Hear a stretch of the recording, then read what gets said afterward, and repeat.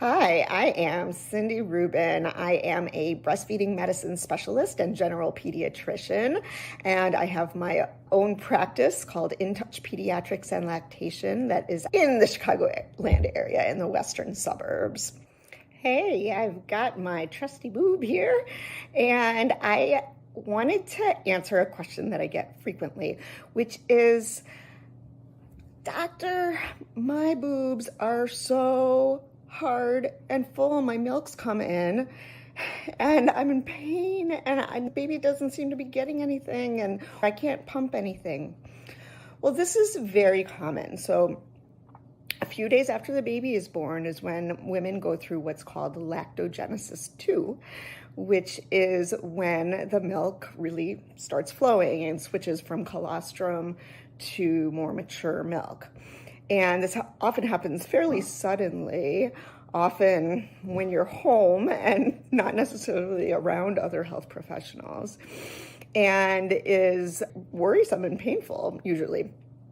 So this happens not just because milk is coming in, but when that milk comes in, it causes inflammation and fluid that kind of builds up in the tissue in the breast, not just milk in the ducts. And that is called engorgement. And thankfully, it's usually goes away on its own. It's usually lasts 24, 48 hours typically. And the most important thing to do is just keep emptying regularly. So if you're nursing, just nurse very frequently during that time. And if you're pumping, then pump frequently. But a key is also doing some other things that are going to decrease that inflammation a bit. So what happens is you can have so much inflammation, particularly around the areola and the nipple, that the baby may have trouble latching because it's so firm in those areas, and the nipple may almost disappear because of the swelling around it. And the baby, because there's so much swelling and pressure in there, the milk can't flow very easily. So a couple of simple things that you can do to make that process a little bit smoother. One is something called reverse pressure softening. This is something that you can do just right before you nurse or pump. You're literally kind of pushing that fluid back towards the chest wall and towards the lymphatic system, which is how that inflammation drains, and just easing up the inflammation that's right around the nipple and the areola. So literally right adjacent to the nipple, taking a couple of fingers and just gently pressing down towards your back. So, and you're gonna you can use two hands for this. I have to support this breast, so a little harder, but go around the breast doing this a few seconds in each area. And you'll start to notice that it's a little bit softer. The nipple may get a little bit more pronounced. You may start to leak a little bit of milk as you're doing this because there's some amount of stimulation going on as well.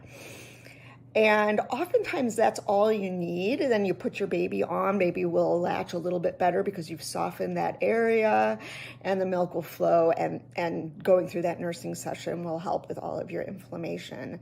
Following that, you can put some ice packs on your breast, not right on the nipple, but around your breasts to help with that inflammation as well.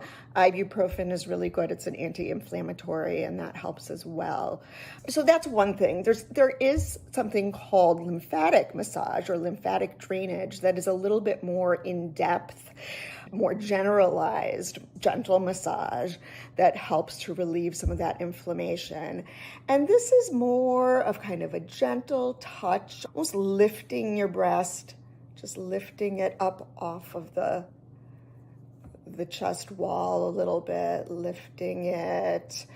You can do some tapping, just gentle tapping. That helps to kind of get things moving and flowing. And again, during this whole process, you may start to have some leakage. And then a gentle petting, almost like you're petting a cat, not any firmer than that, of the breast, back towards your armpit, which is the direction that all of that inflammation naturally is going to be draining. So petting, and you can do this all around. On this side, you may do it more just towards your neck, and getting all of those areas.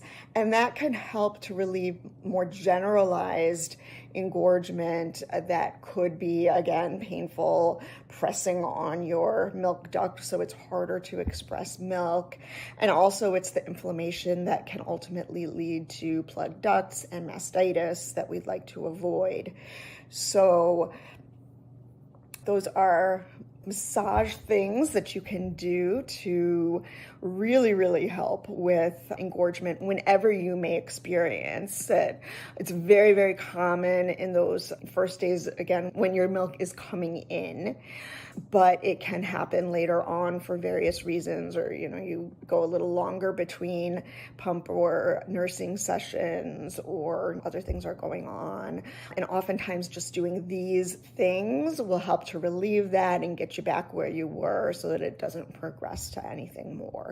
The key is gentle. If you saw my other video about plugged ducts, we tend to mash and really kind of press, especially once we've got those plugged ducts, and that can actually lead to more inflammation from kind of the trauma that you're creating. So all of this massage should be very, very gentle. So I hope that's been helpful, and go to my YouTube channel and please subscribe for more of these helpful videos. Have a great day. Bye-bye.